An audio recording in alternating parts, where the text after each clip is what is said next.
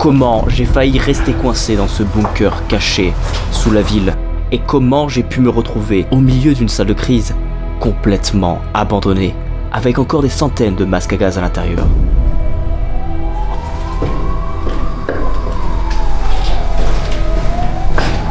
Mais peut-être que j'étais pas censé me trouver là où j'étais à cet instant.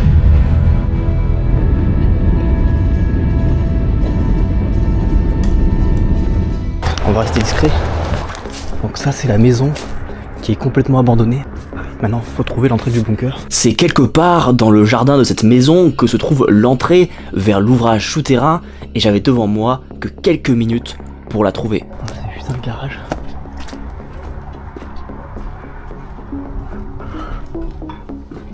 Et là aussi, un garage. Regardez les amis, la maison est juste là. Et en fait l'entrée du bunker, elle est là. L'entrée du bunker était carrément camouflée sous un buisson. Et il a fallu que je me mette à quatre pattes pour trouver l'entrée. Oh putain, ouais, elle est à l'entrée. Oh. Merde. Oh, ça a l'air vachement profond.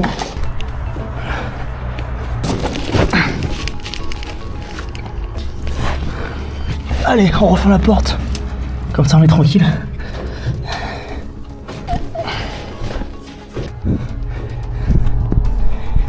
Premier bunker les amis qu'on explore à Budapest pour ce road trip.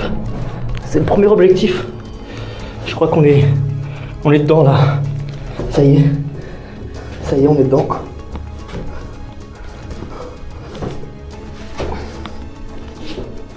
Allez, au dernier échelon.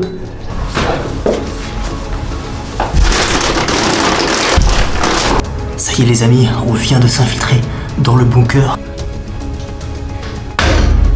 Bunker anti-atomique, secret, caché sous la maison.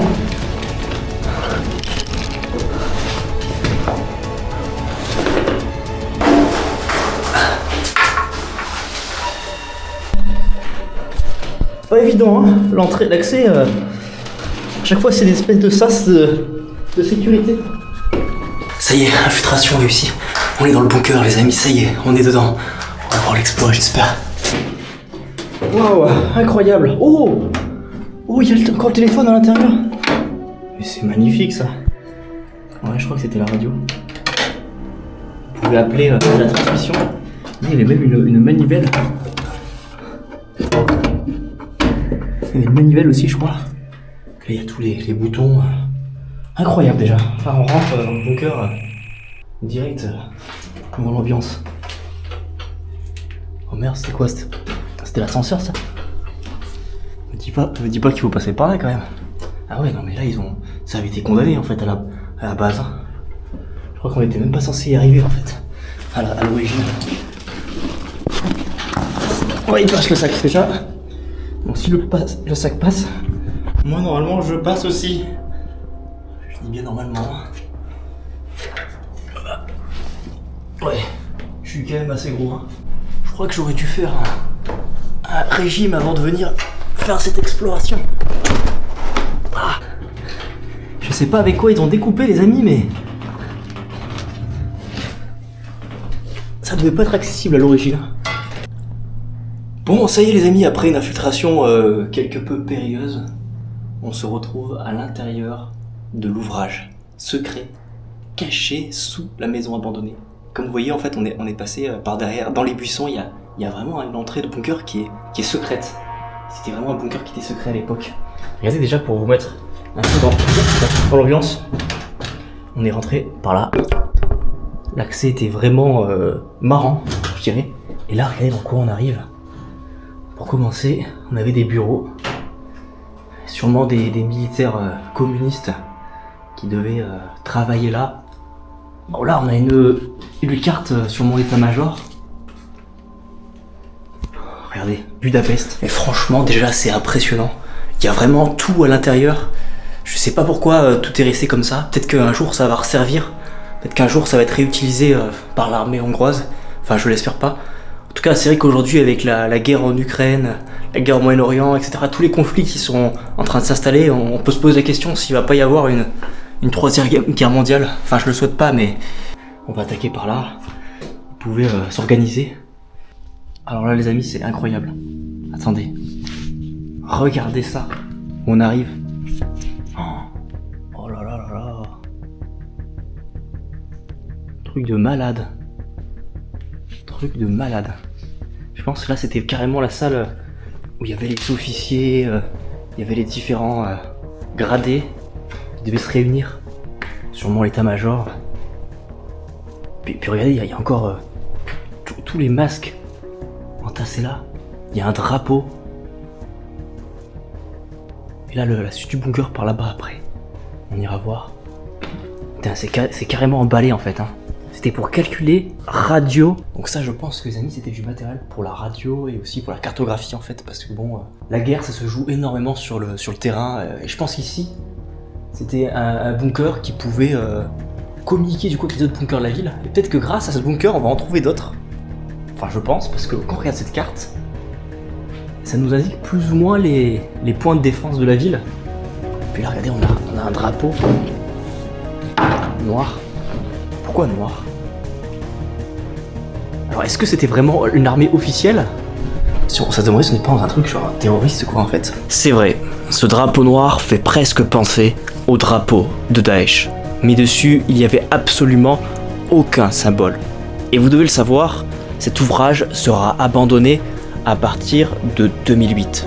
Et il sera probablement actif dans les années 60 en pleine guerre froide. Vous le savez, lors de ce conflit opposant les États-Unis à l'URSS, la Hongrie faisait clairement partie des États du pacte de Varsovie. Et j'irai même plus loin, car la Hongrie faisait partie des territoires occupés par l'armée russe, notamment depuis la défaite nazie à Budapest. L'armée soviétique, depuis le début de son occupation dans les années 40, avait eu le temps de construire de vrais bunkers dans chaque district du pays afin de mettre le régime communiste et son armée à l'abri en cas d'attaque nucléaire. Cette menace nucléaire était bien réelle à l'époque. Un général américain avait prévu un vaste plan qui consistait à larguer des milliers de bombes nucléaires sur des villes telles que Budapest, Moscou ou Kiev. Et ces villes sont encore armées de dizaines de bunkers dont certains sont encore utilisables plus de 60 ans après. Certains ouvrages sont immenses et possèdent tout le confort nécessaire pour y vivre des mois entiers à l'abri des radiations d'une bombe atomique qui aurait pu raser la ville en surface.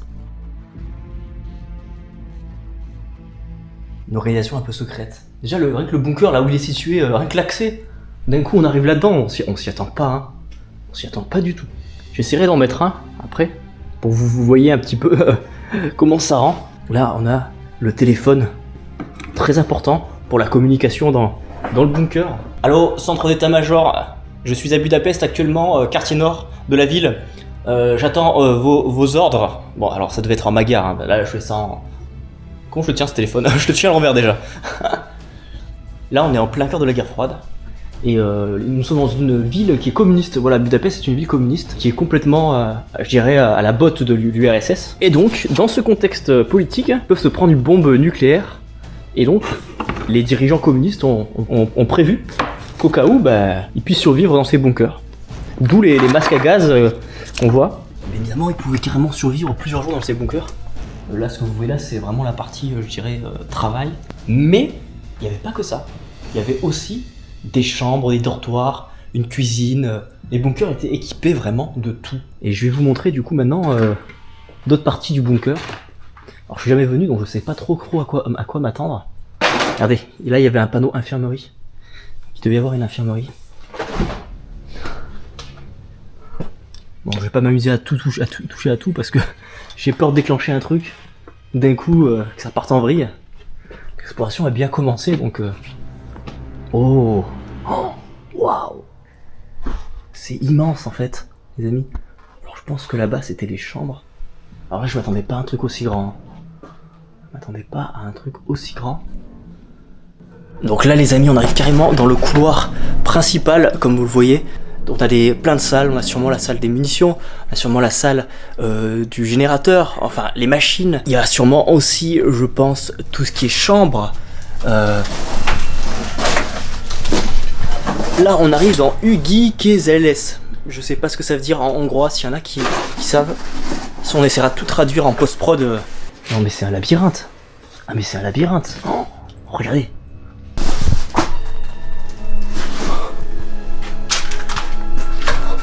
Mais qu'est-ce que c'est que ces trucs là? Ils ont déchiré les paquets, les gars, et ils ont sorti les trucs qui étaient à l'intérieur.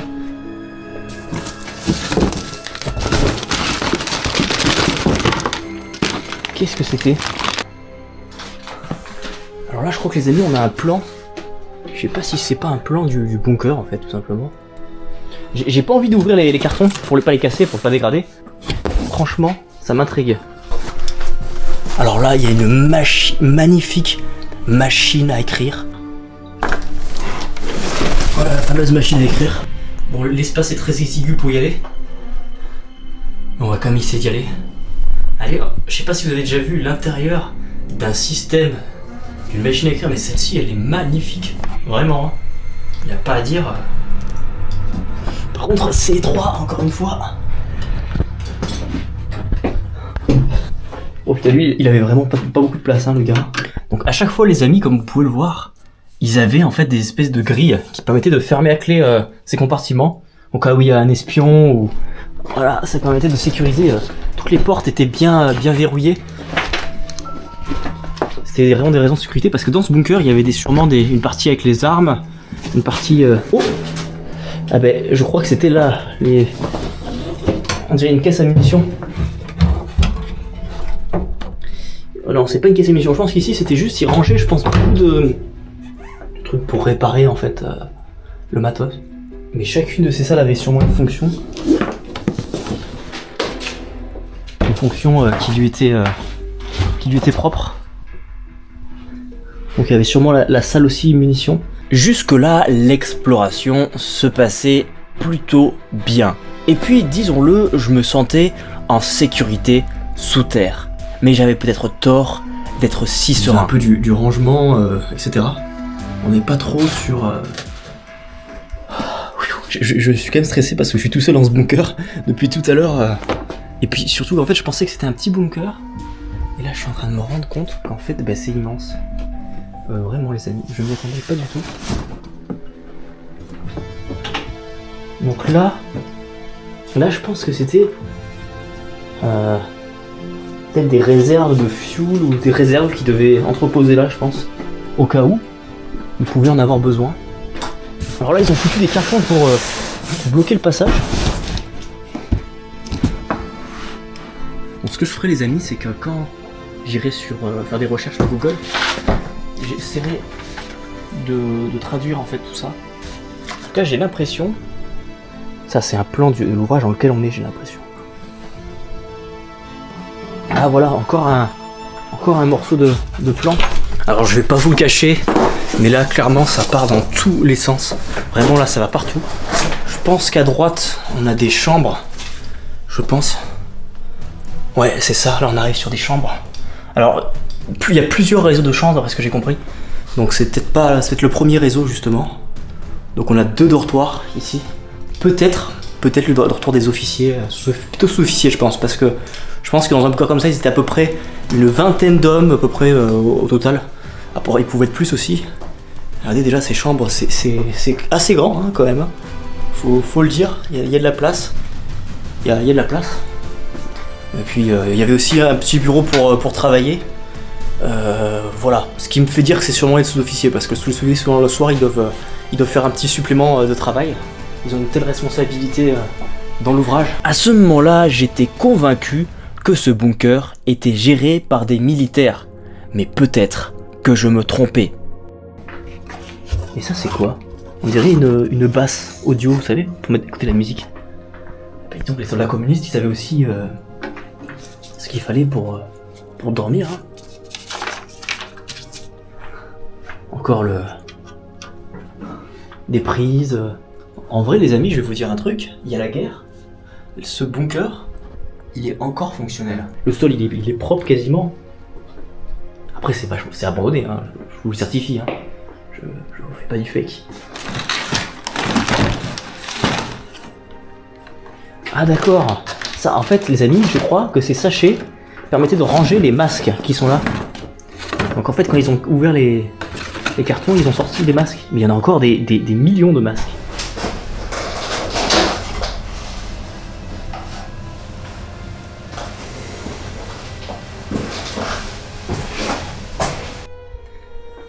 Donc on a déjà 4 lits, ça fait déjà 4 soldats qui dormaient là. Qui étaient tout le temps sur place. Donaphone. Ouais, donc de là, ils pouvaient aussi communiquer avec le reste du régiment. Il devait y avoir toujours un gars, je pense, qui devait être en contact, en liaison radio par antenne. Bon voilà, il n'y a plus les coussins, hein, parce que je pense que... Ah ouais, c'est quand même dur. Hein. Ah, ça me donne une idée de concept, ça serait bien de passer la nuit dans un bunker comme celui-là.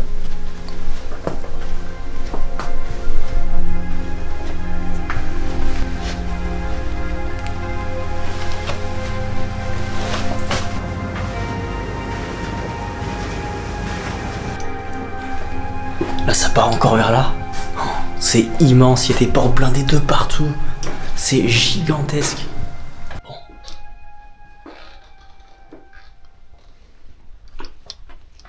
Téléphonique point. Donc ça, c'était la Kirkozone point. Donc Kirko, ça doit sûrement être zone de lit ou zone pour dormir. Par contre, c'est bizarre, ils ont vraiment rempli les salles de cartons avec des masques à gaz. Ils ont tout stocké là en fait. Là, on peut même pas rentrer dans la salle en fait. Ah voilà. Enfin une salle qui est vraiment sympa et accessible encore. Je sais pas ce que c'est cet appareil déjà pour commencer. Alors, je vais essayer les amis de savoir dans quoi on est là. Et des chaussures. Mais genre c'est pas des chaussures militaires. Et c'est pas vieux hein. Vraiment c'est pas vieux. Là on a un pantalon aussi. Je sais pas ce que ça fait là. Et c'est pas... Là on n'est pas sur du militaire hein. Moi j'ai presque l'impression qu'en fait c'était genre des gens qui avaient fait je pense des civils. En fait j'ai l'impression que c'est des civils qui avaient fait ce bunker parce qu'il y a que 4 lits. Comme si c'était... Mais je pense peut-être des civils qui étaient communistes ou qui étaient quand même en lien avec l'armée. Peut-être de la famille, peut-être même du dictateur. Ou... C'est possible parce qu'à l'époque de Rákosi, Rákosi c'était un dictateur communiste qui avait pris le pouvoir à Budapest et qui avait créé un parti unique en fait. Un peu comme Adolf Hitler pour la Seconde Guerre mondiale, pour les nazis. Ah bah alors ça je sais ce que c'est une lampe. Une vieille lampe. Et pour en revenir à ce dictateur, bah effectivement tous les membres, on va dire, de la famille et du parti politique de ce dictateur avaient le droit à des ouvrages pour se protéger en cas de guerre. Les habitants, eux, n'avaient pas ce privilège-là. En tout cas, il y avait de quoi s'instruire. Hein. En cas de bombe nucléaire, je peux vous dire, il y avait de quoi s'instruire. Hein, parce que du bouquin, il n'en manque pas.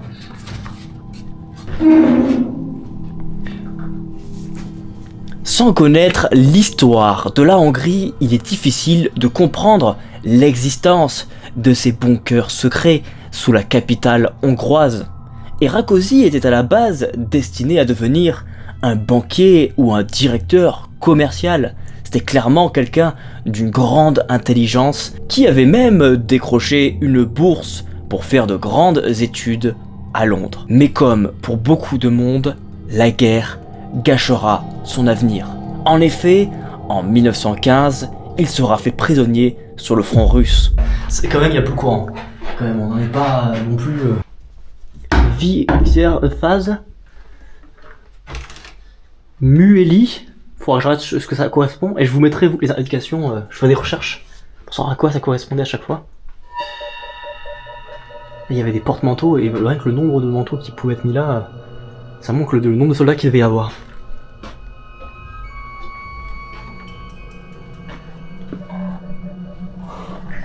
Encore une salle de stockage. Donc là, je pense une salle d'archives. Parce que regardez, on a encore des calepins, des agendas en fait, tout simplement des agendas. Ah voilà, les amis, on est arrivé au deuxième dortoir de l'ouvrage. Je savais bien qu'il y en avait deux. Souvent les officiers et les sous-officiers étaient séparés. Il y avait vraiment une ambiance end of the world, fin du monde quoi. Fin du monde, fin du monde. Alors là, encore une salle Je vais vous dire stockage, mais c'est ça. Alors je sais pas ce qu'il a stocké. Hein. Je sais pas si c'était un abri anti-atomique, s'il y a vraiment le dispositif pour être protégé des radiations ou autre. Mais là en tout cas j'ai l'impression qu'on est dans une partie produits chimiques, hein. Clairement produits chimiques. Hein.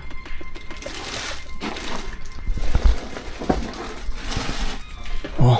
C'est un peu incertain comme exploration, je sais pas vraiment dans quoi j'embarque. Je sais pas s'il y a des trucs qu'il faut pas que je touche ou pas. Je sais pas du tout. Oh mais ça va où là encore? Gujarat. Ah ouais c'est gigantesque. C'est quoi ce bruit? Ça fait comme une alarme. C'est bizarre. Bon allez on va continuer l'exploration. Ça va où? Ouais mais c'est une dinguerie cette exploration les amis. C'est une dinguerie, je m'attendais vraiment pas à ça.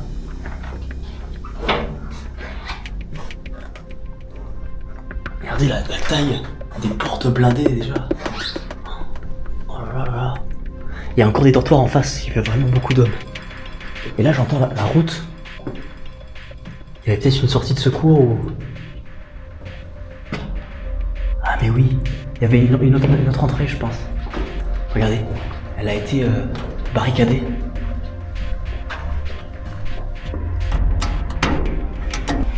Ça devait être une sortie de secours. Oh, j'entends un bruit bizarre.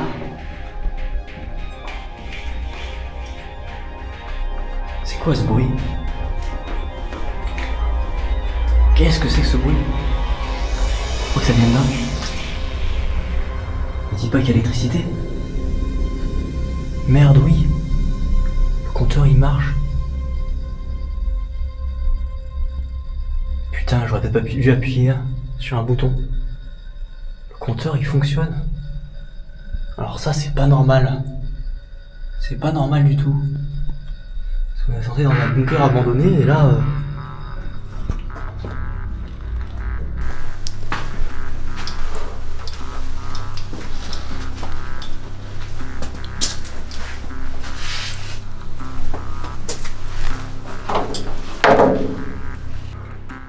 On a encore des énormes culs, peut-être de mazout ou j'en sais rien, hein, je ne sais pas trop à quoi ils faisaient fonctionner tout ça.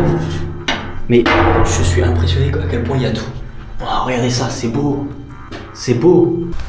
Là il y a un panneau là-haut. Je sais pas ce que ça veut dire, je crois que c'est un truc genre danger, n'y allez pas. Le gros problème, c'est que je ne savais pas ce qui était écrit sur ces panneaux. Donc je n'étais pas toujours conscient du danger. Je pense. C'est pas trop recommandé d'aller dans certaines parties de l'ouvrage, je pense. Ouais, ils ont essayé de condamner le lieu, mais il y a toujours des explorateurs qui rentrent, qui explorent visiblement. Encore la scie. C'est une scie à métaux, je crois.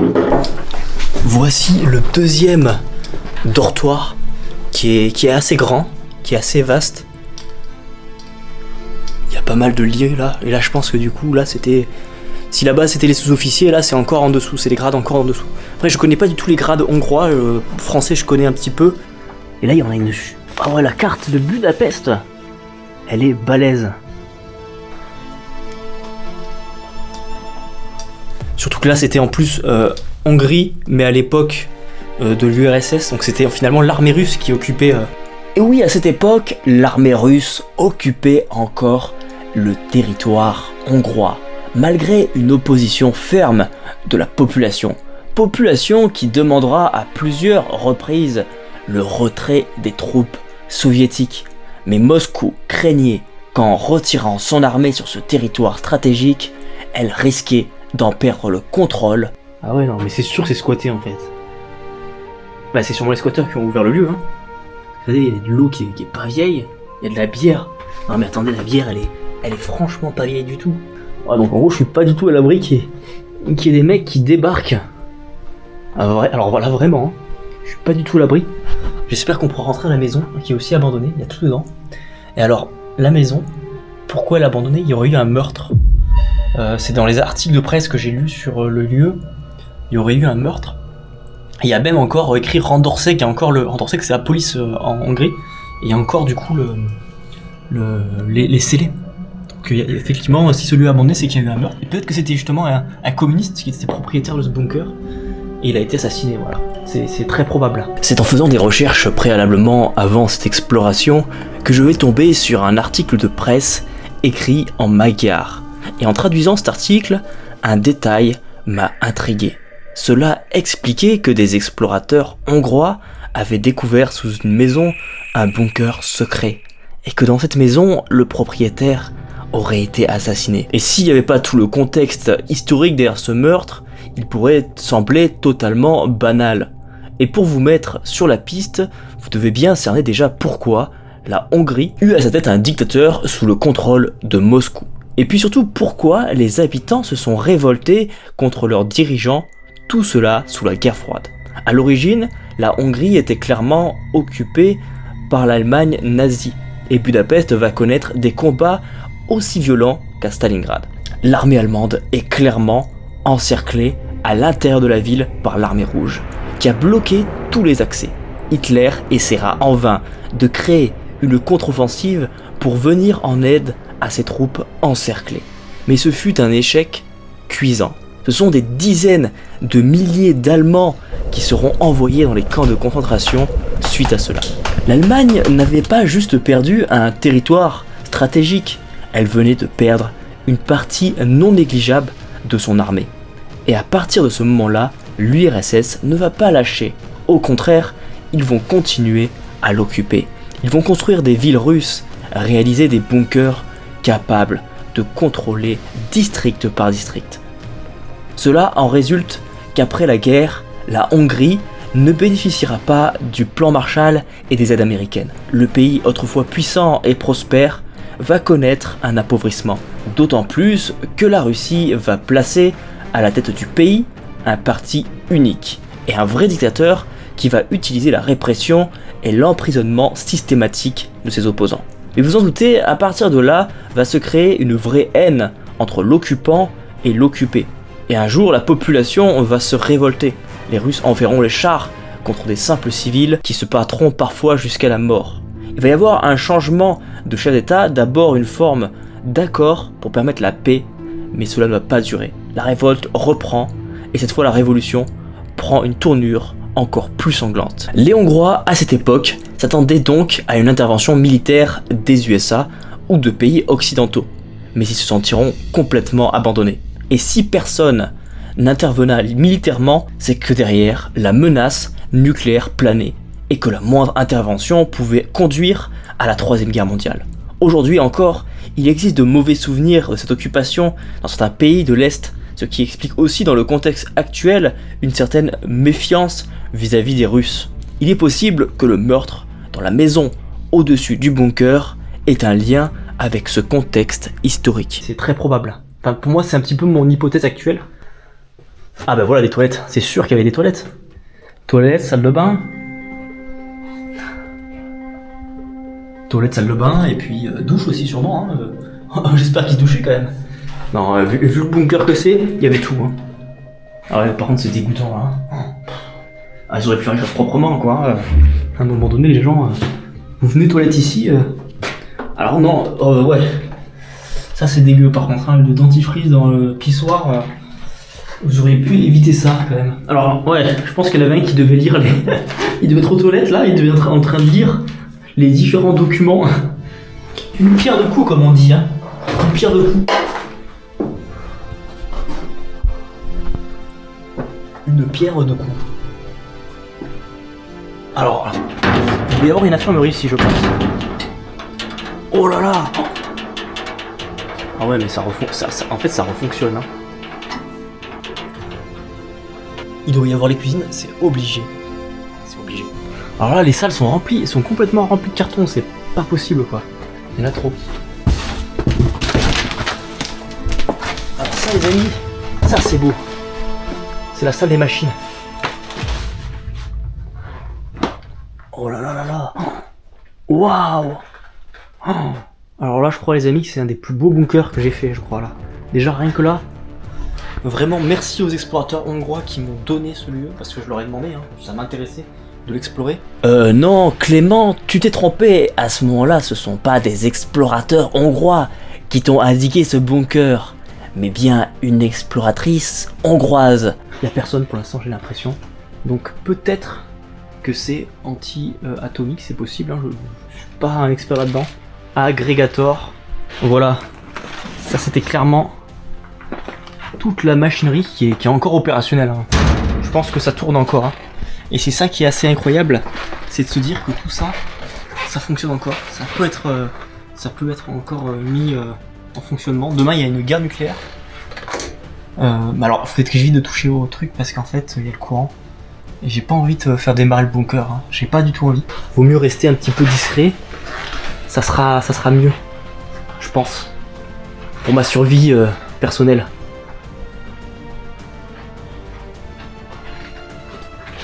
Donc là on a une salle.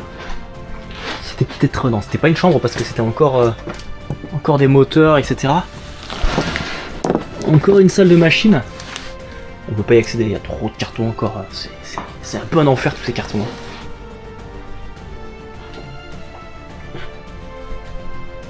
Ah ouais non, c'est vraiment impressionnant. Hein. C'est vraiment impressionnant.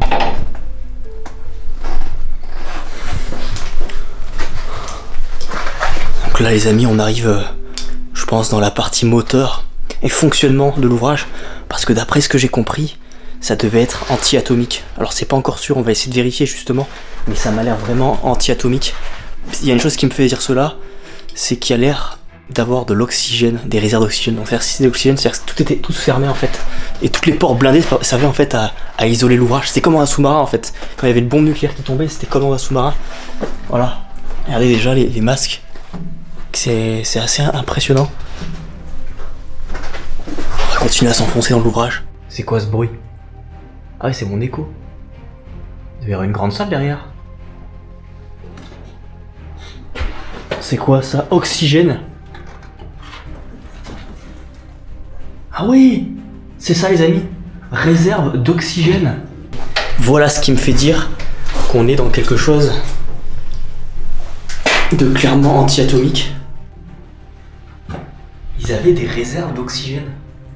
Pour qu'en gros, s'il y avait effectivement une bombe qui tombait en surface, ils pourraient rester plusieurs jours avec l'oxygène du bunker. C'était un bunker anti-atomique donc. Donc là les amis, ça se trouve, il y a une bombe nucléaire qui tombe sur la ville de Budapest. Actuellement, je suis en sécurité. Je mets en route le bunker, et ben je suis tranquille. Ça peut de nouveau fonctionner, hein. S'il y a de nouveau une guerre, on peut imaginer que dans le contexte actuel, s'il y a de nouveau une guerre, ça peut clairement marcher quoi.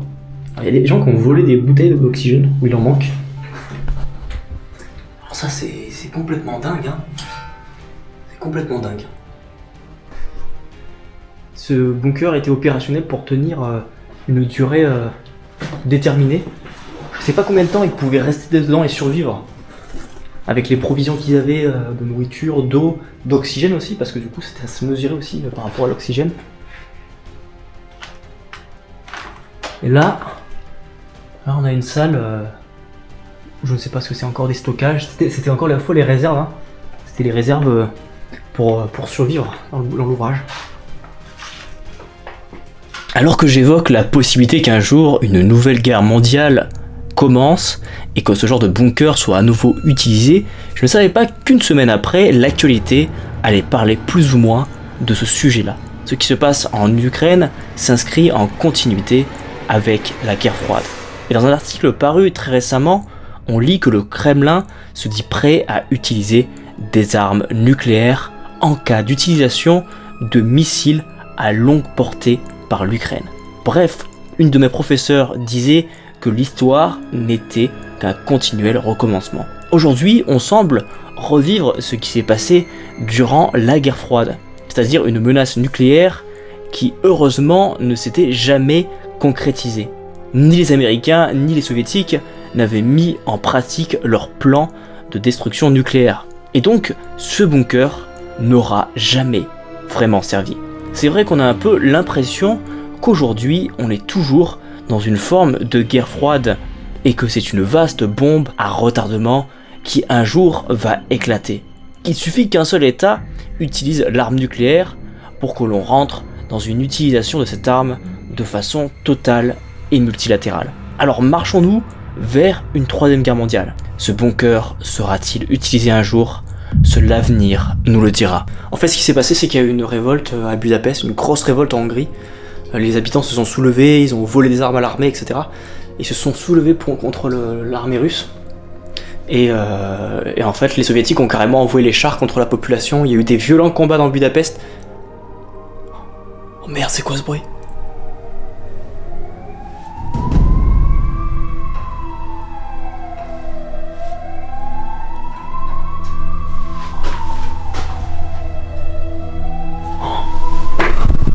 C'est quoi ce bruit? J'espère que c'est pas pour moi.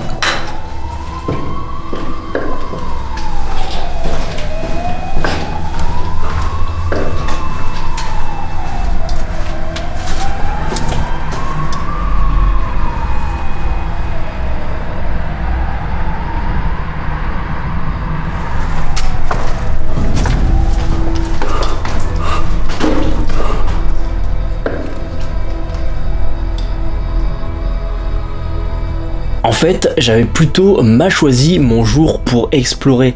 S'il y avait bien une journée où il valait mieux éviter de faire des explorations, c'était bien ce jour-là, car la ville était clairement méga surveillée avec la venue des présidents de la République de tous les pays de l'Union Européenne. C'était une réunion qui allait justement parler de la guerre à l'Est. Il y avait même Zelensky. C'était sûrement une date historique puisque des décisions devaient être prises. Et moi, pendant ce temps, je me baladais tranquillement sous la ville, alors qu'au-dessus, le niveau de sécurité était clairement un record. Il y avait des policiers à tous les coins de rue, sans compter les services secrets mobilisés sur place. Je vais donc ressortir du bunker après plusieurs heures d'exploration, et je vous cache pas que j'avais prévu d'explorer aussi la maison qui se trouvait au-dessus. Mais manque de chance, elle avait été entièrement vidée il y a quelques mois. Ils avaient absolument fait disparaître toutes les traces du meurtre, sans que l'on sache pourquoi. Mais je vais tout de même vous montrer des photos de l'intérieur de la maison. Comme vous voyez, elle était archi pleine. Il y avait plein de jouets d'enfants, c'est même ici que se serait déroulé le meurtre. Mais surtout, lorsque les explorateurs hongrois étaient venus, il y avait d'énormes stocks de nourriture, comme si l'occupant prévoyait de survivre dans son bunker. Tout cela est très mystérieux et sans indice, on ne peut connaître les raisons du meurtre. Cela semble aussi confidentiel et mystérieux que la présence de ce bunker secret sous la maison. Les amis, c'est déjà la fin de cette vidéo, mais attention, ce n'est que le début de cette aventure, puisque j'ai exploré plein d'autres lieux en Hongrie. Je ne vous en dis pas plus et je vous donne rendez-vous au prochain épisode en Europe de l'Est.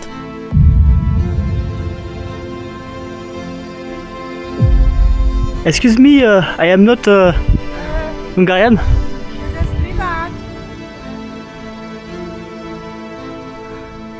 Je pense que les amis, vous commencez à me connaître. Dès que je trouve un souterrain, je peux pas m'empêcher d'aller voir.